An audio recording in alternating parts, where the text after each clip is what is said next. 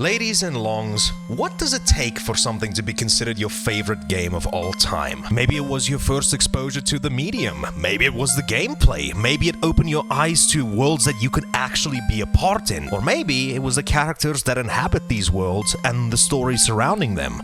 The latter two would probably have to be why I consider a game like Undertale to be my favorite game of all time. You see, if I hadn't made it clear in previous videos before, I'm rapidly approaching an age where my time on this planet is not for long.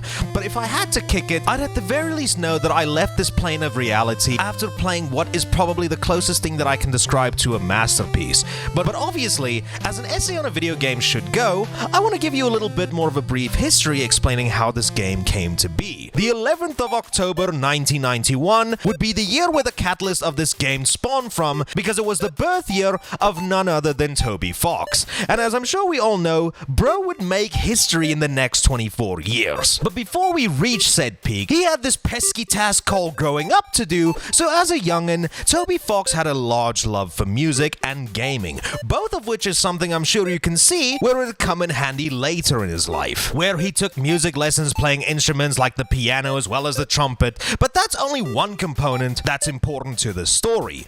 Obviously, being born in 91, this was around the time that gaming was really starting to pick up steam thanks to the release of the NES in prior years and the then new Sega Genesis and Super Nintendo. And with these consoles came the obvious perks like better graphics and sound, meaning that these tiny pixels were able to capture a hell of a lot more of a cinematic feeling than they could before.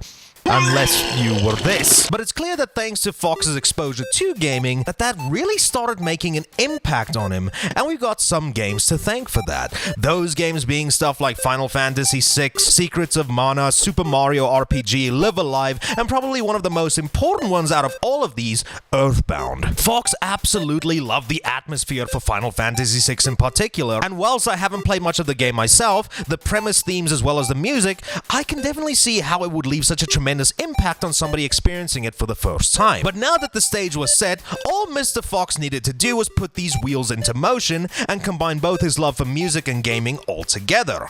And as fate would have it, this little program called RPG 2000 would soon step into the picture. And this is where Toby, along with his three brothers, would make the first leap into video game development, as well as creating ROM hacks of already pre-existing games. The most notable ROM hack that Fox developed being a horror-themed hack for Earthbound, which he released in 2008. But now, since the game dev skill check was successful, now was time to get the other piece of the puzzle lined up, and that was his music prowess. And 1 year later, that opportunity arose where he would compose the music for a webcomic called Homestuck, and he's contributed to this webcomic soundtrack all the way up until 2016. So now we got both the game development and now the music composition done. Now we just need to use both of those skills to create something of his own. And 3 years later in 2012, that little spark of determination would end up manifesting itself.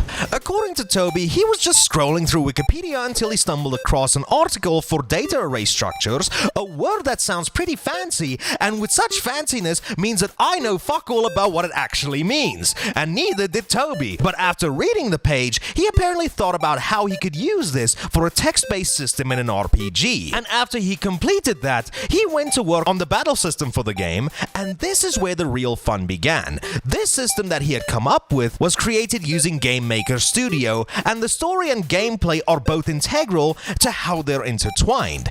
According to Fox, he wanted to create an RPG that was different from the design set in stone by normal RPGs, in which he oftentimes felt bored playing. He wanted to make a game that had interesting characters and a sentence on the Wikipedia page that makes absolutely no sense to me, so I'm gonna highlight it for you guys so you can do the YT engagement thing in the comments. Thank you very much. And after one successful Kickstarter campaign, a couple of years of development later, and on the 15th of September 2015, Peak was released onto the world. But much like one of my favorite movies from this year, Weapons, there's an entirely different side to this story, and that side would be me.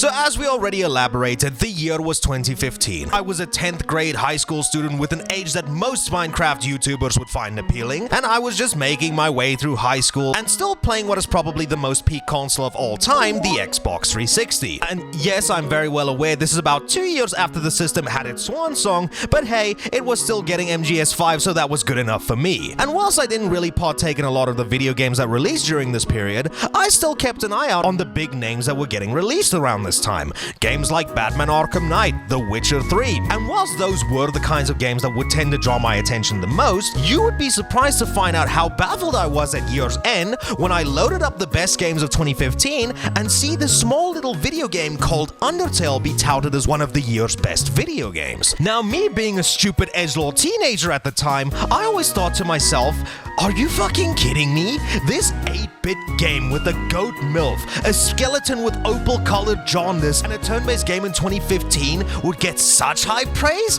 What a joke! And with that, back to playing my unfinished AAA game I went. But as most people do, sometimes. I don't like swear words because they're called curse words because if you say a curse word, then you'll continue to say the curse word. That's the curse. As time went on, I got a little bit older and started to dabble into a shit ton more different video games of varied genres and varied budgets and sizes, as well as getting a retro kick from time to time. But Undertale, for the most part, kind of faded out of my subconscious for the longest time.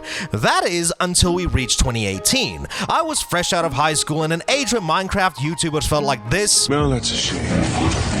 You really were a great miner. And between going to classes, having a drink with the boys, and all the other regular college activities you'd come to expect, I was still an avid gamer because gaming to me is kind of like water to the alien in science. I will just start to melt at the mere absence of the quick dopamine. And would you believe me that this was also the year I first dabbled into using Steam? And I think it's probably because the stars were aligning and the fact that Deltarune was probably a good 3 months away from releasing that I just saw it, staring at me. Next to Futa Fix Dick Dine and Dash, but I digress. And it was at this point where I did a little bit of reflecting. Maybe I was just treating this game way too harshly. So without hesitation, I used up all of my food money for that month to get the game, and this is where I would jump into a world that would change my view of gaming forever. But let's actually start with the entire plot synopsis of what Undertale actually is. This game takes place in a world where both monsters and humans once lived together in harmony. But on one fateful day, the humans grew weary of the monsters, so war broke out. The humans ended up being more powerful than the monsters, and instead of wiping them out, decided to rather seal them underground using a spell, where they would end up being trapped for all eternity. Jump a couple of years later, this one child was exploring the mountain, and then ended up falling into the underground. And it's here where the game actually starts. You get to pick the character's name, and for whatever reason back in the day when I was in college, I decided to name them Blake. But when I was restreaming this game to get some more footage, I accidentally named them Bake. I don't know why, but I'm sticking with this. Okay. For whatever reason, when I played this game the first time, Blake is the name I gave to the character. Bake. You know, fuck it, we'll be Bake. After we, of course, fall down, we wake up on this conveniently placed flower bed that in no way, shape, or form might be holding the corpse of another child. And without any real option on direction, we just decide to head right. After heading through this door, we're met with this talking flower named Flowey. He seems quite nice enough, being overly helpful, and seems to have our well-being in mind. And he's such a sweetie pie, I guess. He's even kind enough to teach us about the main gameplay loop. After a quick transition, we're plopped into this screen where our heart gets exposed, and this was still during Live Leak's peak, so I guess that there's nothing really too much out of the ordinary. But oh wait, that's not our heart, that's our soul, the very culmination of our being. It's also here where Flowey decides to teach us some important things, like how our soul starts off weak, but by collecting LV, we can grow much stronger. What does LV stand for? Love! You moron! And hey, look! Flowey seems to want to share some of his love with us.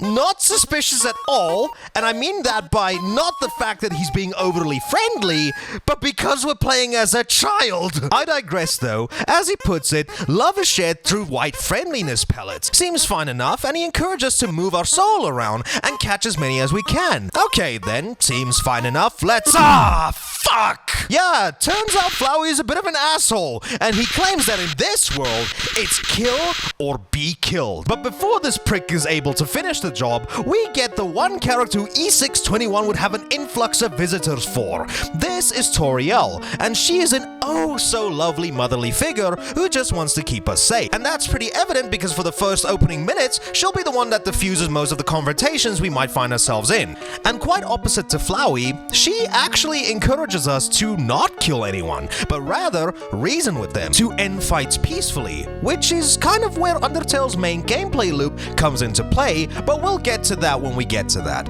As we traverse the underground a little bit more, we eventually end up at Toriel's home, where we get to rest because, as I'm sure we all know, almost dying to a maniacal plant can be pretty draining. As you wake up, Toriel seems too eager to keep you around, but you really want to leave so you can go home. But Toriel is very hesitant until you decide to push your luck way too much until she decides to jet out of there on her own. Following her downstairs, she seemed to not be as jovial as she once was when she welcomed us in. Instead, she became a hell of a lot more serious. She reveals that at the end of this hallway lies a doorway that leads out of the ruins, and that she's gonna destroy it, trapping you in here forever. Because as she states, every human that ever comes down here shows up, leaves, and then dies, and mentions the name Asgore will be the one to kill us. So it's clear that despite her more serious tone, she still just wants to protect us. But I do think trapping us down here would probably make anyone go apeshit, so we still decide to push on.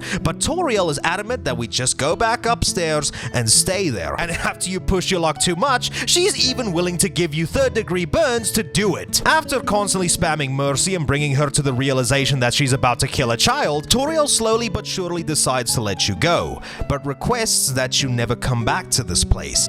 And obviously, thanks to what she said earlier, it's pretty obvious to see why she'd rather not see us again. As she gives us one final hug, she leaves, and this is where your journey truly begins. But not before Flowey decides to give you a lecture fuck off plan. As we traverse further down the snowy road, we're met with this eerie figure that stalks us throughout the tree line, until he slowly but surely approaches us from behind, requesting that we need to shake his hand because don't you know how to greet a new buddy? We comply and get shit on, idiot! This is Sans the skeleton. Though I think most of you who are in any way, shape or form aware of memes, fan art, other fan game stuff like that, doesn't matter what the hell, you already know who this guy is. A practical joker and the owner of the best font in history. Just try changing my mind on that. Sans himself seems like a friendly individual, but he also nonchalantly tells us that he's not interested in capturing humans.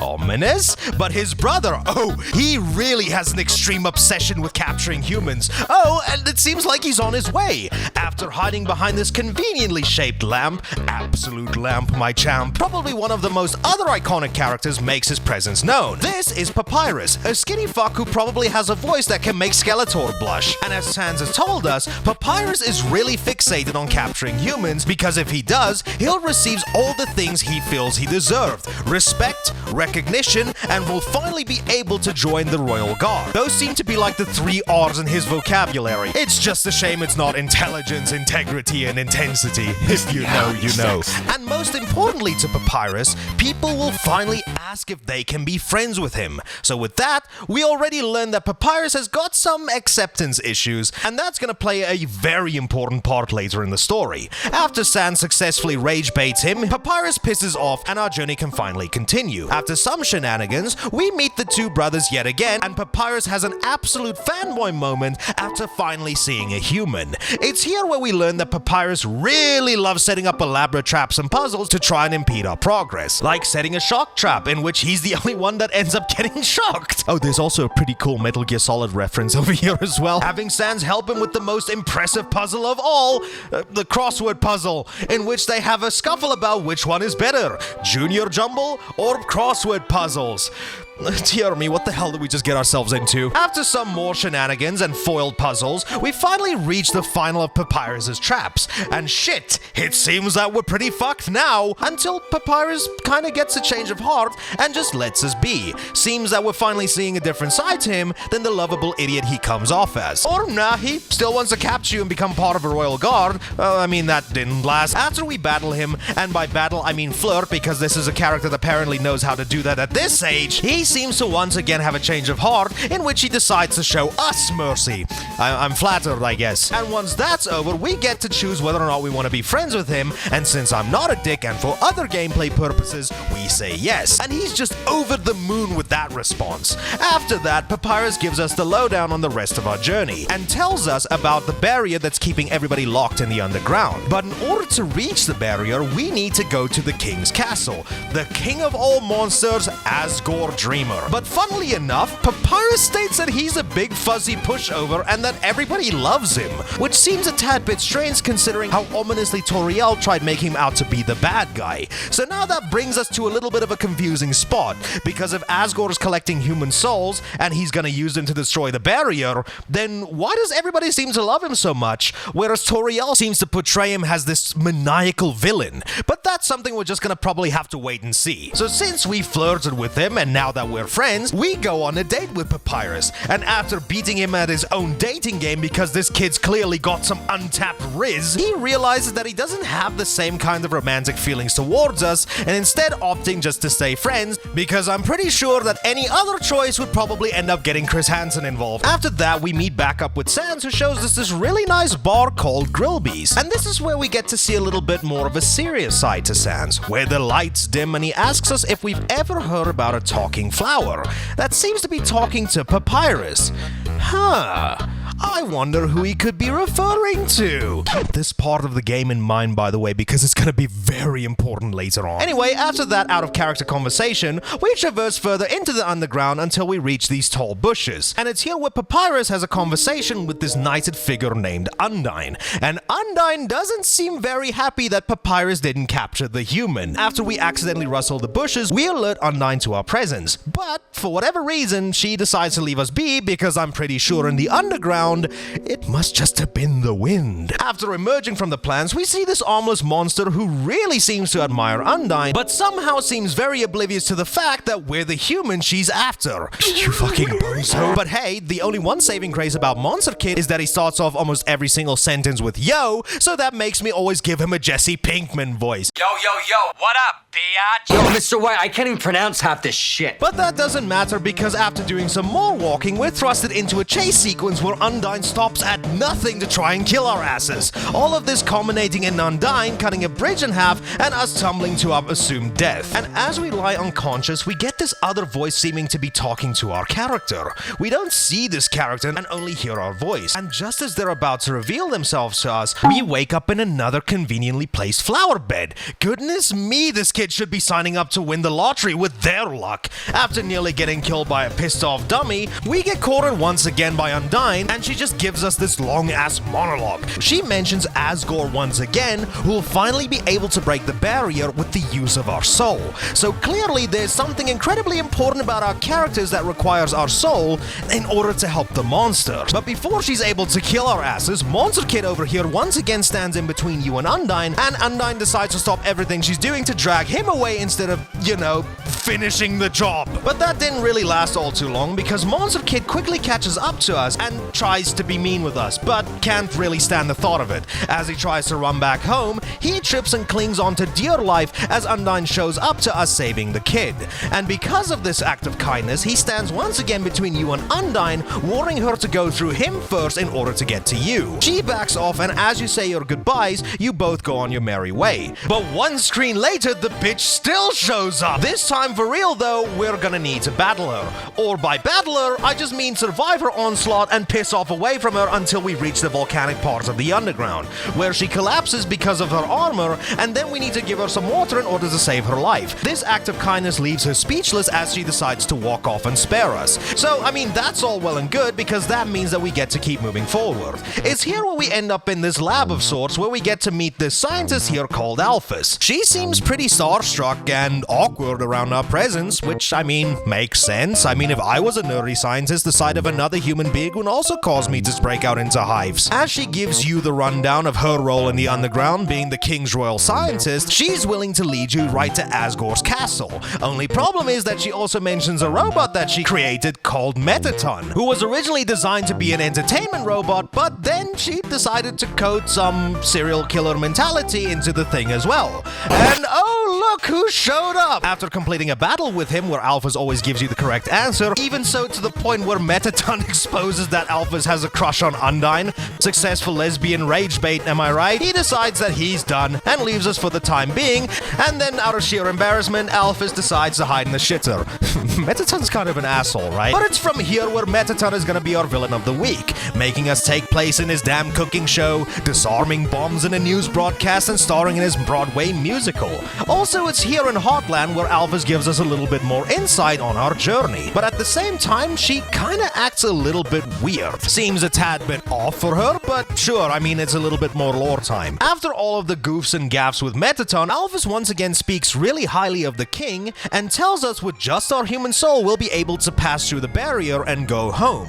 But that brings into question on why Asgore needs these souls in the first place, and if everybody speaks so highly of him, why the hell is he so hell-bent on killing every single person that passes through the underground, when he can just let them pass normally? Surely there's gotta be some more deeper ulterior motives, right? But I digress. After all of that excitement, we meet back up with Sans outside of Metaton's resort. He commends that our journey is almost over, but also shares how he feels about the underground, because to him, it's not all bad down there, because in the underground you still have at the very least everything you'd want: food, drinks, friends, and he questions if what we're doing is really worth it in the end.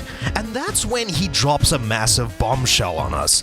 He tells us about how outside of Snowdon, the snow area that you explored second on your journey, if that name didn't already make enough sense, there was a massive locked door. So Sans one day decided to knock on the door, and then he hears a woman's voice coming from the other side. They exchanged some jokes, and then they ended up becoming friends. They kept up their jokes for a long time until one day, the woman asked Sans something. If a human comes through that door, that he'd promised to watch over them. Sans reluctantly agrees, and then tells us one of the most chilling lines he's ever said up until this point, because if it wasn't for that promise that he made to the woman, we'd be dead where we stand. So, the only reason that Sans has kept us alive so far is just because he made a promise to none other than Toriel. That also already opens up so many layers to Sans' character, because if it wasn't for Toriel, how many of the human deaths were a result of him?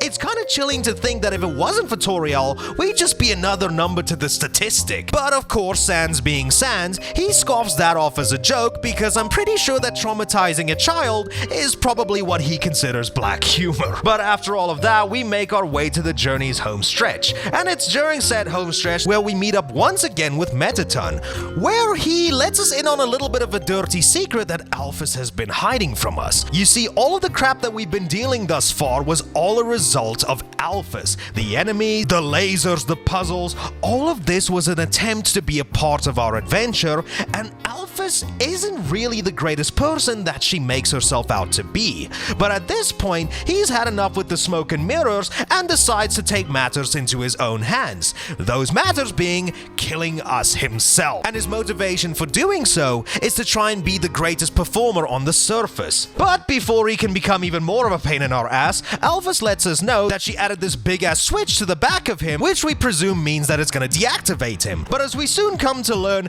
that isn't going to stop him. Nah, he transforms into an absolute Chad worthy enough to have a Vivizipop adaptation of him. This is Metaton EX, and it's now where we're tasked at beating him at his own game. That being a pose-off and getting as many viewers as possible to the series finale of his. And once again proving that this kid is an absolute prodigy, we beat him so bad at his own pose-off that he's disintegrated into nothing but a torso. And it's here where we get this absolutely heart-wrenching final monologue where all of his fans call in to say their final farewells. But it's after all of these calls, it's where Metaton realizes that humans already have their stars, but the underground really only has him. And him leaving will just leave a massive hole in everyone's heart. And as he finally powers down, Alphys unfortunately finds him in the state and is devastated. But thankfully, to the relief of both us and Alphys, thankfully it's just his batteries that run out, so he is still alive. So as we give them a moment together, we leave the room with Alphys following after. Alphys seems head over heels to the fact that we're able to meet the king and actually have our journey come to an end. But as we're just about to leave in the final elevator, Alphys has a change of character telling us that one human soul isn't going to be enough to break the barrier.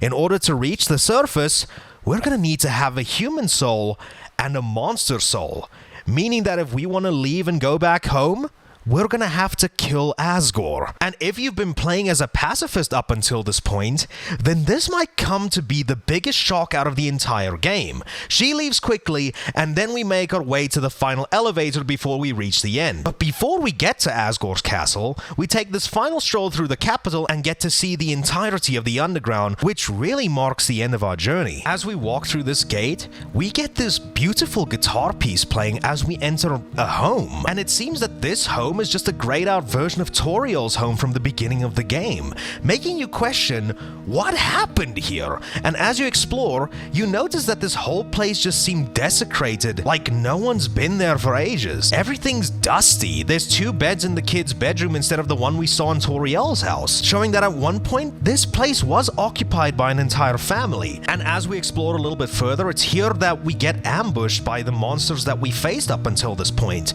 But unlike last time, they're not here to fight. They're here to tell us a story. A long time ago, a human fell into the ruins. Injured by its fall, the human called out for help. Asriel, the king's son, heard the human's call. He brought the human back to the castle, and over time, Asriel and the human became like siblings. The king and queen treated the human child as their own.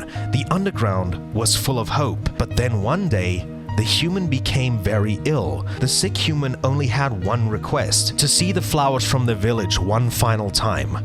But there was nothing that the monsters could have done. The next day, the human died. Asriel, racked with grief, absorbed the human soul. He transformed into a being of incredible power, and with the human soul, Asriel crossed the barrier. He carried the human's body into the sunset, back to the village of humans. As Asriel reached the center of the village, there he found a bed of golden flowers, and he carried the human's body onto it. Suddenly, screams rang out. The villagers saw Asriel holding the human's body. They thought that he had killed the human. The humans attacked him with everything that they had. He was struck with blow after blow, and Asriel had the power to destroy them all. But Asriel didn't fight back. Clutching the human, Asriel smiled and walked away. Wounded, Asriel stumbled home. He entered the castle and collapsed. His dust spread across the garden as the kingdom fell into despair. The king and queen had lost 2 children in one night. The humans had once again taken away everything from them. The king then decided that it was time to end their suffering. Every human who falls down there must die. And with enough souls, Asgore could shatter the barrier. And with us being there, it's not long now. King Asgore will let them go. King Asgore will give them hope, and King Asgore will save them all. And as they finish the story, they tell us we should be smiling too. Aren't we excited? Aren't we happy? We're going to be free. And holy shit, reading that story really puts everything into perspective with what the monsters have been dealing with the longest time now, haven't they? They get banished to the underground by humans. A human was the one thing that gave them hope in these dark times, as the king and queen saw them as their own child, and just when the one person who was a brother to the human only wanted to see their siblings' wishes through to the end, the humans took him away too. And even while Asriel was just clutching the body of the child and not fighting back at all, they still did it. They still killed him. And I'm pretty sure you can now see why every single monster in the underground is killing every single human that goes through there. After we enter this chapel-looking area, it's here where we're once again met with Sans. And this is where everything that you thought you knew comes crashing down. Because this is where Sans gives us a humongous lore dump on everything that we've experienced up until now.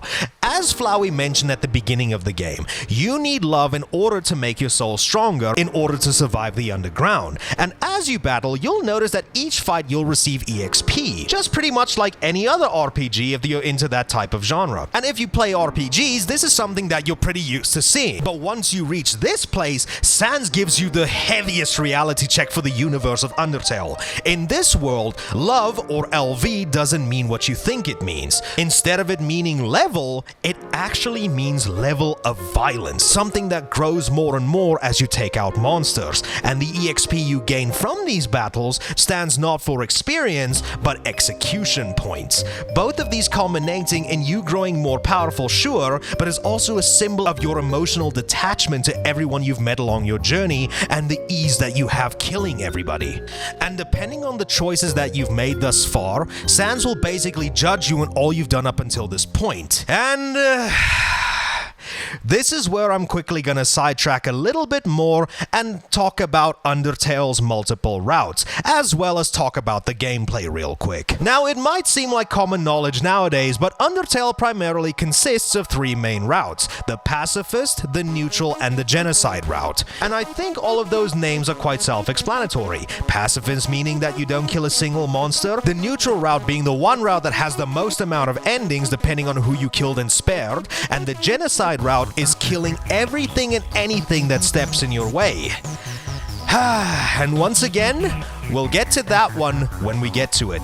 As for the gameplay, Undertale is an RPG at the end of the day, so as you explore non-town locations, you'll be met with various monsters of all shapes and sizes. And at the bottom, you'll have the following options: Fight, Act, Item, and Mercy. Picking Fight allows you to complete a minigame that is completely different depending on what weapon you have equipped, and also outputs different damage depending on what you have equipped. Act allows you to complete a bunch of actions that correlate to the monster that you fight to end fights peacefully, as Toriel has taught you at the beginning of the game.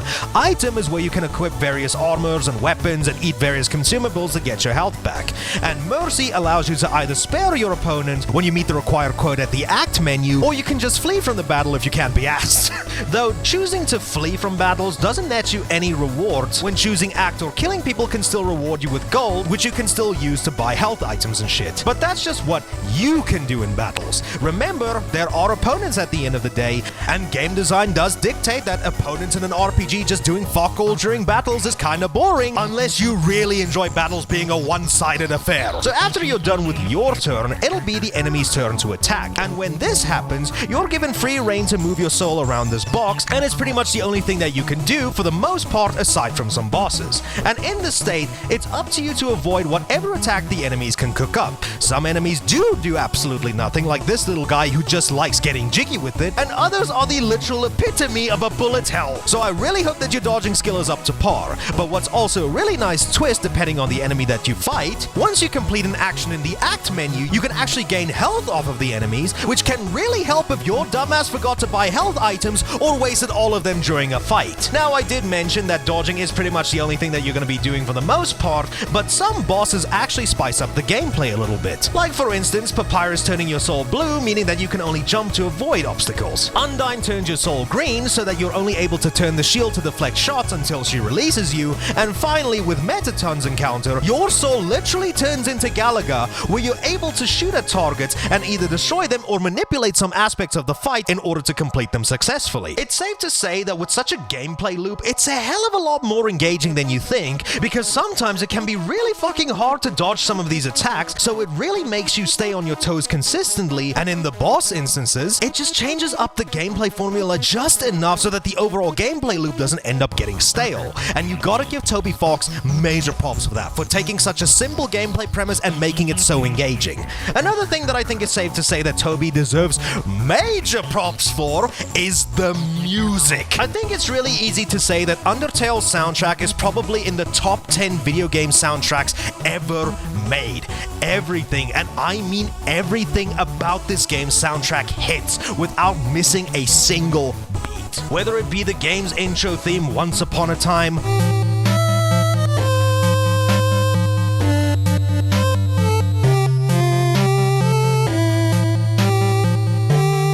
the area themes like The Ruins,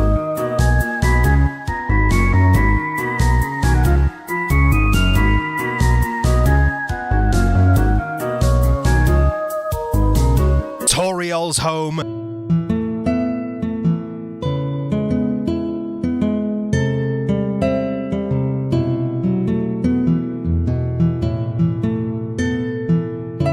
Snowden,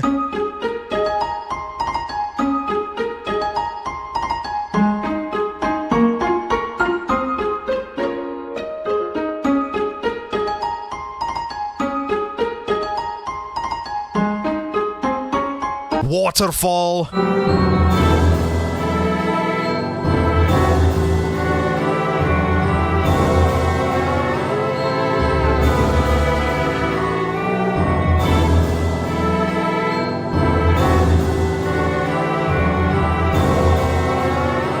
Hotland.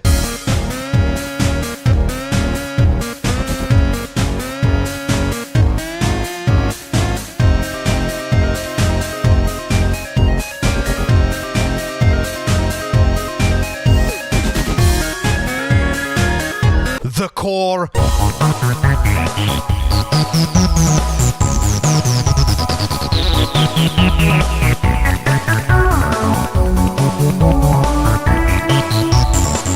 Everything just goes so damn hard, and even stuff like enemy approaching is an amazing battle theme.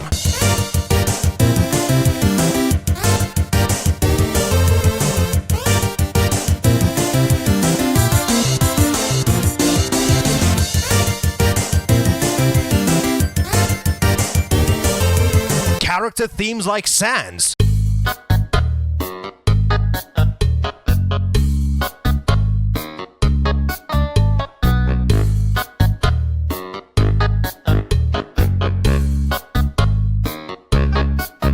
Bone Trousel.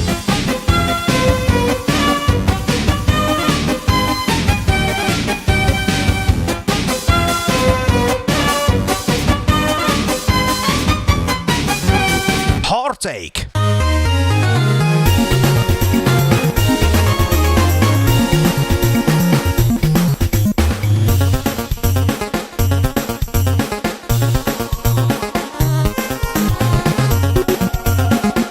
Alphys.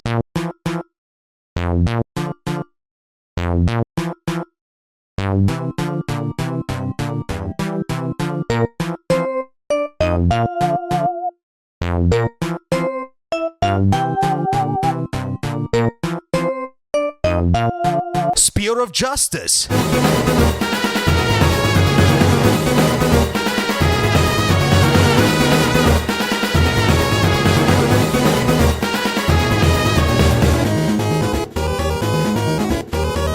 Death by Glamour.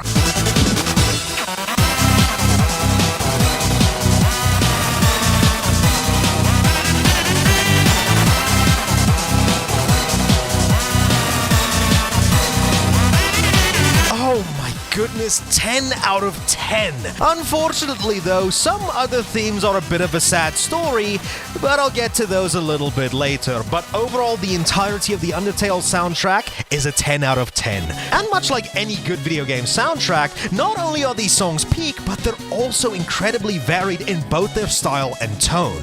Undertale might come off as an 8-bit game, but the soundtrack, as you'll soon come to learn, does not yield to those limitations. There are of course some songs in the soundtrack that pay homage to the consoles of old, but there's also stuff like guitars, music boxes, and all different sorts of instrumentations used here. And when it comes down to the stages that they inhabit, there's such a perfect vibe that goes with them. Snowdon has this cheery and warm feeling that perfectly complements the cozy location that all the residents can call home. Waterfall has this dramatic track that plays into the mystery of the stage, making you tense and not really knowing what lies ahead. And then places like Hotland and the Core just sound cool, especially the Core. This shit you need to play in a nightclub. Yo!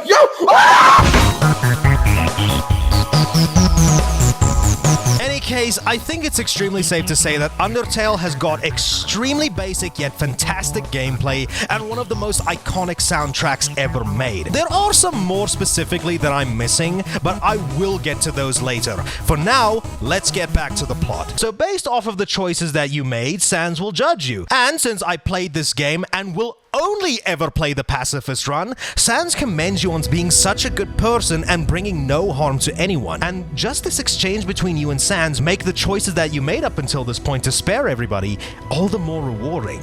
But after that moment, here we are. We're at Asgore's castle, and as we enter, we see him gleefully watering plants and humming to himself. When you make your presence known, he goes from happy to mortified, realizing that you're a human, but nonetheless welcomes you. But unfortunately, you both know what needs to be done, and it's clear that Asgore isn't ready. But unfortunately, he needs to do what needs to be done against both of your wishes. So as you two walk for a bit, you finally reach the barrier, the one thing that's been keeping the monsters trapped in the underground all of this time. And as Asgore gives you the final rundown, as the fight begins, he reveals 7 tubes, 6 of which already contain souls, and 1 tube specifically designed just for you. As you transition to the battle screen, Asgore tells you that it was nice meeting you and bids you farewell. And in what is probably the most heartbreaking moment in the entire game, Asgore literally destroys the mercy button.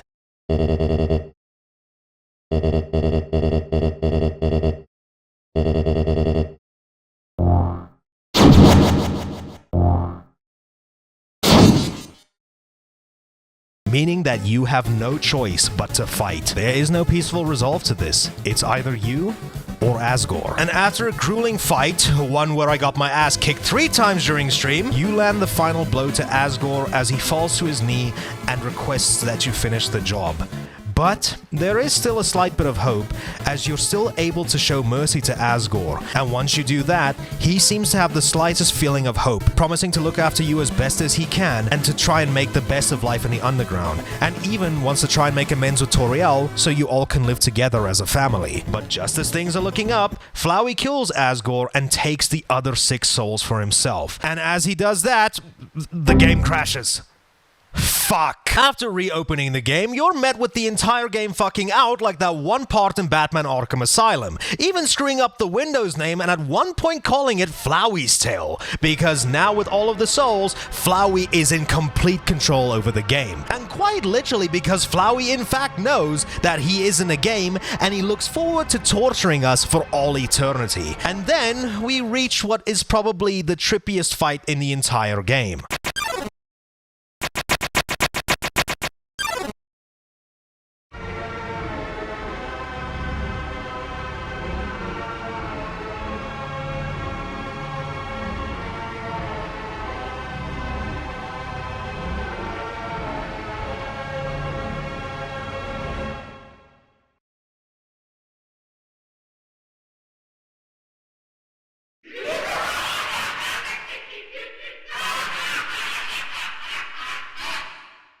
This is Ultimate Flowey or Photoshop Flowey, and much like the breakcore track accompanying him, he is absolutely going apeshit, launching relentless attacks, making save states and loading up save states again just to cause so much pain and suffering as humanly possible. All truly seems lost with this fight, but only until this happens.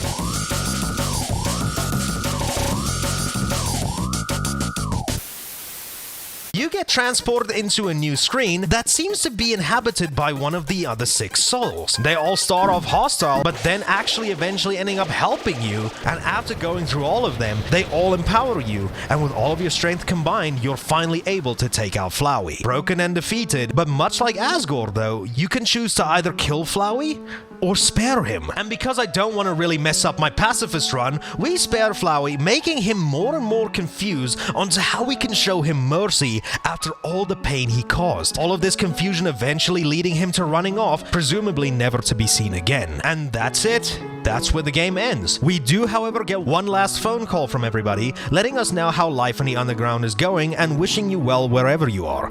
But with that, that's where the game ends. Until Flowey pops up again telling us that despite all that you've done, everyone is trapped in the underground, so nobody really got a happy ending. So in the hopes of giving you a better ending, Flowey notes that we didn't seem to get as close to Alphys as we did the other characters. So after that, we reload our save before we fought Asgore and see what all the fuss is about. But first, let's do a little bit of another sidetrack. You see, if it wasn't clear enough from the ending that we originally got, that was one of the neutral endings that you can get. And in order to complete the pacifist run, you're gonna need to finish the neutral route and complete 2 more side quests in order to get the pacifist ending. And those 2 quests are where you basically solidify a friendship with 2 of the main characters. The one of which we already discussed being the date that you go on with Papyrus, and the other one is where you get closer to Undyne by hanging out with her and end up burning her house down. What a great bonding experience. And after completing those 2 quests, it's when Undyne will give you a call asking her to deliver a message to Alphys for her, which we later discover was a love letter addressed to to her. Only issue with this is when we deliver the love letter to Alphys, because the damn thing is unsigned, Alphys thinks that it's us that wrote it to her. So that all ends up in us going on a date with her. It's here where some comedic turmoil ensues until Alphys opens up to you about how she doesn't really like herself all too much and has only been doing what she feels has been letting everyone down around her, which we'll find out the reason to a little bit later on. But thankfully Undyne shows up and everything gets cleared up between the party, and Undyne and Alphys can go on to be the happiest fish lizard lesbian couple in all of gaming, only next to the gay rabbit and dragon. And after all of that, we head back to Alphys' lab, only to be met with a letter addressed to us, thanking for all that we've done for her, and now she needs to accept what she's done, and the only way to be honest is by showing us firsthand. What we first assumed was a shitter in the intro of the game turned out to be an elevator to Alphys' underground lab.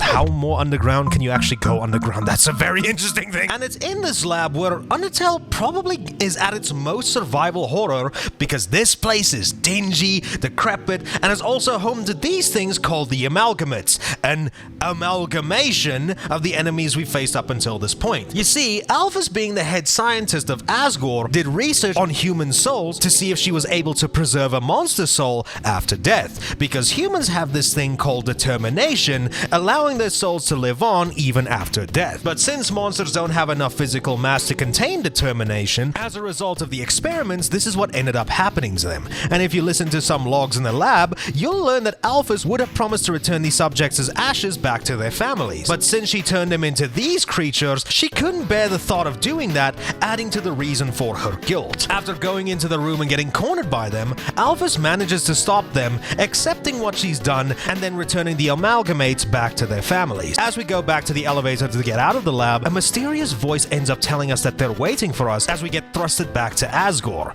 After going through the whole song and dance again, instead of fighting Asgore, Toriel stops you both from fighting, much like how she did with Flowey at the intro of the game, shortly followed by all of your friends. You get some more warm fuzzy talk between all of your friends until Alphys questions how did Papyrus know to call all of them here, and what Papyrus later reveals is that it was a talking plant that's the reason that everybody got called up there. Flowey shows up and captures everybody, give you another one of his evil speeches, and attempts to kill you one last time. But all of your friends step in and protects you and assures you that they're all by your side until the very end. And even all of the monsters that you met in the underground shows up, and they all stand beside you as well. In what should be a triumphant moment, quickly gets shattered because Flowey is now able to take control of every single monster soul. After a flash white, we see this young goat standing in front of us, who states that he was so tired of being a flower, until he turns to you calling out your name and reveals himself to be none other than...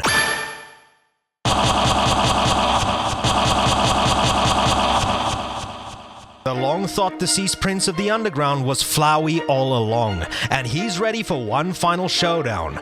And man, this is where it was solidified that Undertale would become my favorite game of all time. The music, the fight is all just on a level of peak that could be picked up on a Richter scale.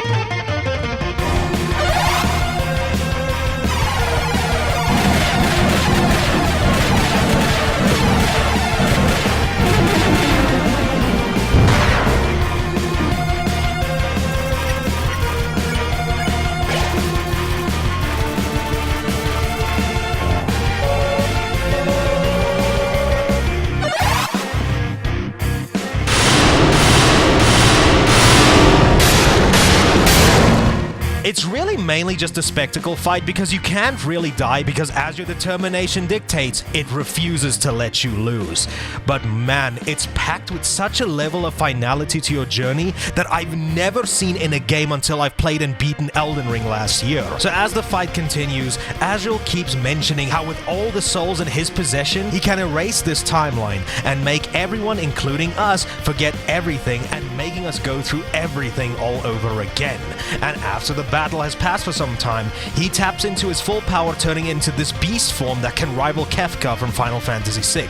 And just when all hope seems lost, you feel something resonating inside of Azrael. You feel the souls of all your trapped friends waiting to be freed. And after freeing all the souls one by one, you realize that there's one more soul trapped, and it's Azrael Dreamer himself.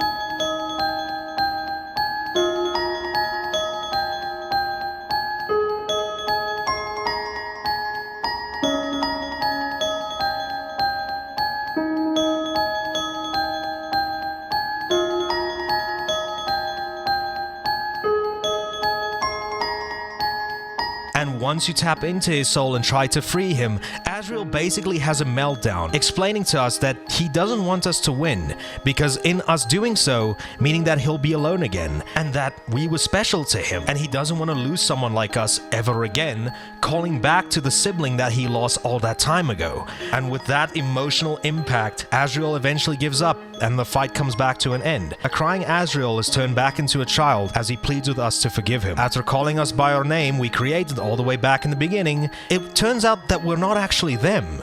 Instead, that's who Azrael lost all that time ago. It's then we learn that our name is Frisk. Azrael compliments that that's a nice name and then releases all of the monster's soul. With everyone free, Azrael doesn't have a lot of time left because without the souls powering him, he'll slowly but surely turn back into Flowey. It's here where we get the decision to leave or hug Azrael, and as we embrace him one final time, he tells us that he never wants to let go. But reluctantly, he does. And with one final goodbye, he requests that we please take care of his parents as he walks off, never to be seen again. Later, we wake up to everyone gathered together, as the barrier got broken, and the monsters are now set free to live their new lives on the surface. And, if you choose, you end up living with Toriel, as she becomes your new mother. And that's the ending of the pacifist run in Undertale.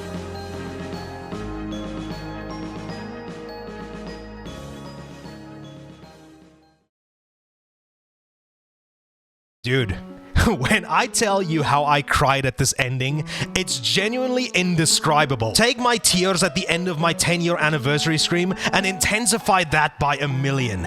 This ending is so damn bittersweet. Yeah, sure, all of your favorite characters are living happily ever after, but the saddest part of all of this is Azrael himself.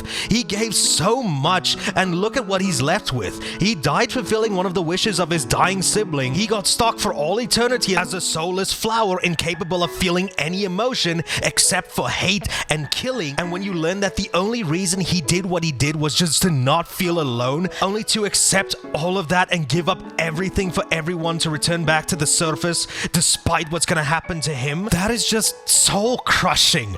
I really feel so damn bad for Azrael, as I think he's one of the characters that has suffered the most who deserved it the least. And the sad part is, no one will know about the sacrifice that he made except for us. And I mean, come on, dude, he's so fucking cute. I think personally this is why Azrael will forever go down as one of my favorite video game characters of all time, because of how important he is to the plot of the game, yet he only really shows up in person for the very finale. And that finale leaves such a huge impact. But it's also not to say that he wasn't always around. You see, Azrael's main theme is his theme, and you might not have realized it, but throughout your journey in the underground, you're going to be hearing it a lot, always indicating that his presence is there one way or another. You hear it the first time when you get knocked out by Undyne when you fall into the garbage dump, where Azrael's voice is heard for the very first time. You hear it when you give an umbrella to the statue in Waterfall. In order to complete an Easter egg, you need to play the first couple of notes of the song on the piano in order to unlock a door. And even the game's main theme, Undertale, at the very end of the song, his theme plays, pretty much solidifying that he was always around, and in a way, how Undertale also revolves as much around him as it does you, the player. And it makes it even more gut-punching when you realize the fate that he's doomed to. It's so bad that it genuinely makes me want the whole game's end credit sequence where Azrael shows up one last time to say the special thanks to be canon and that he is actually okay at the end. Fuck, there's this one fan comic where Frisk actually goes back down to the underground and fetches Flowey so he can live with everyone back up to the surface. I just genuinely want every single thing possible to have Azrael have a happy ending, but sadly, this is the one that we got. There's this one post that I saw back on Reddit in 2019 that kind of teaches us a valuable life lesson that we get with all three of the routes. Neutral teaches us that some actions can't be avoided, indicating that we have no choice but to fight Asgore at the end of the game. Genocide teaches us that some actions can't be forgotten, indicating something that I will get to in a little bit. And pacifism teaches us that some people can't be saved. And you know what? That kind of softened the blow a little bit for me and kind of goes into a deeper theme in Undertale that I'd like to really explore in a different video. And as sad as it is that what ended up happening to Azrael, you did your best, and unfortunately your best couldn't save him. And unfortunately, his hand was dealt before control was ever put into your hands. This is just unfortunately how things were meant to be. And I hope, even though that this is a character in a video game, Asriel is able to find peace somehow. And I think that's the best way how I can describe why I love Undertale so much. But I'll elaborate more on that at the end of the video. But sadly, we now need to move onwards to the route that I have sworn to never touch in my entire life, except under very specific circumstances. The genocide route. This is where the life lessons comes in about how some actions can't be forgotten. Because doing the genocide route means that a lot of people you've met along the way are nothing more than NPCs and bosses in a video game, all just waiting to be slaughtered. And fuck, that doesn't make you feel good in the slightest now, does it? Because as you start killing more and more enemies, the easier it gets, to the point that the exclamation mark you see above your head turns into a smiley face, indicating that not only are you enjoying the slaughter, but Frisk does too. And all of this does unfortunately culminate in probably 3 of Undertale's most iconic bosses, that being Sans, Undyne, and Metaton Neo, sporting their very own iconic battle themes, Battle Against a True Hero and Megalovania being fucking masterpieces.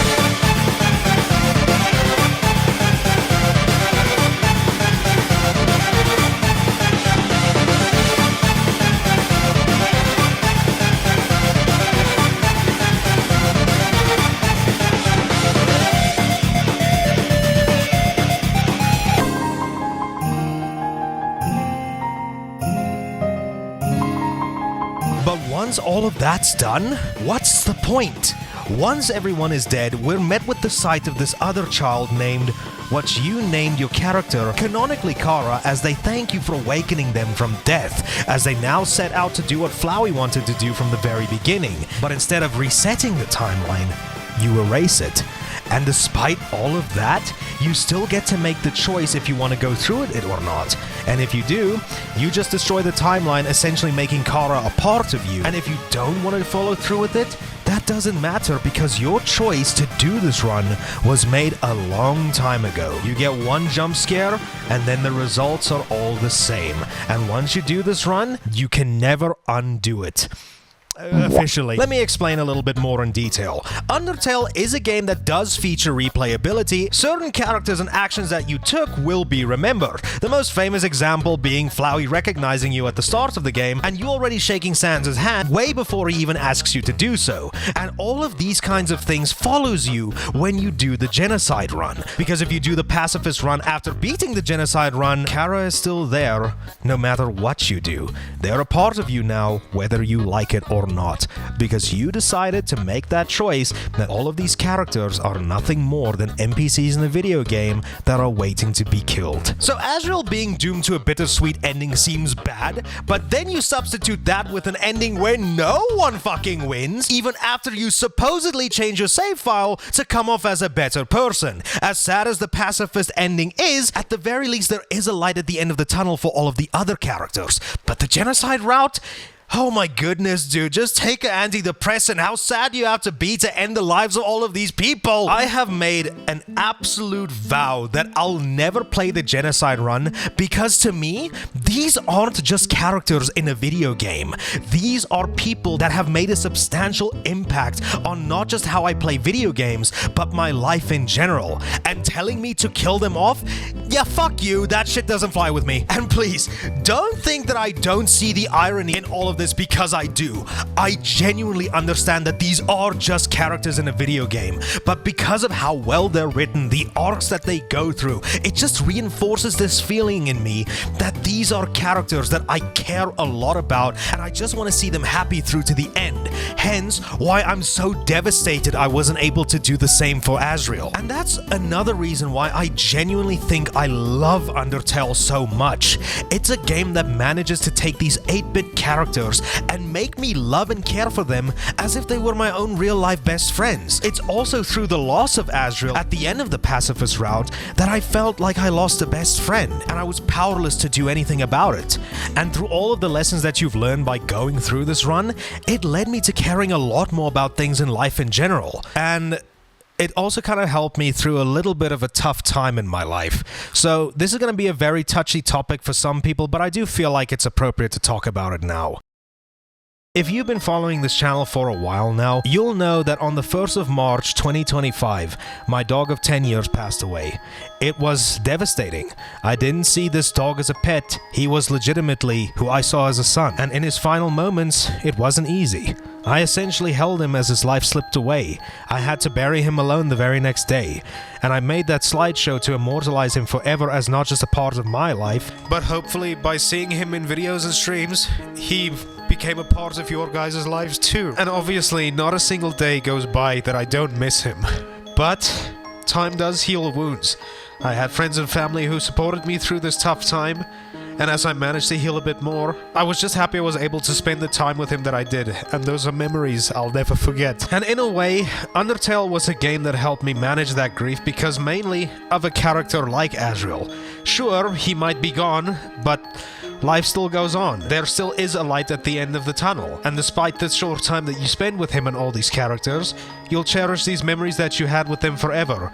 Through the great times and through the bad times. I think genuinely Undertale really had an impact in my life in a sort of way, and that's why I don't really think I can even bring myself to hurting these people. Not only that, but Undertale really made me appreciate the work that goes into making a passion project like this. The amount of work that Toby Fox did to bring this vision to life, along with everybody who helped make Undertale, everything from the art, the music, the writing. After playing Undertale, these are elements that I look for in a lot of my video games, because Undertale kind of set the standard for me on what it takes to make a gaming masterpiece. And in a way, you can kind of see that as a bad thing, because it does cause me to be a little bit more overcritical whenever I play a game or watch a movie or anything like that. I guess you can also say that Undertale also did a major part in making me the YouTuber that I am today. And it makes me so fucking happy that I finally have a platform to not just share my love for gaming, but finally this game. To summarize Undertale in the best way I possibly can, this isn't just another video game to me.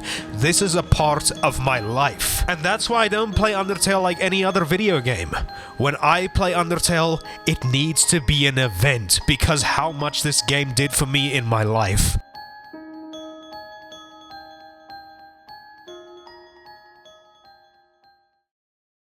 Now, after recovering a little bit from that emotional part of the video, I do understand that I'm just talking about my experiences with the game firsthand, but we've got an entire other part to look at when we talk about Undertale's impact, and that's basically what the game did for other people.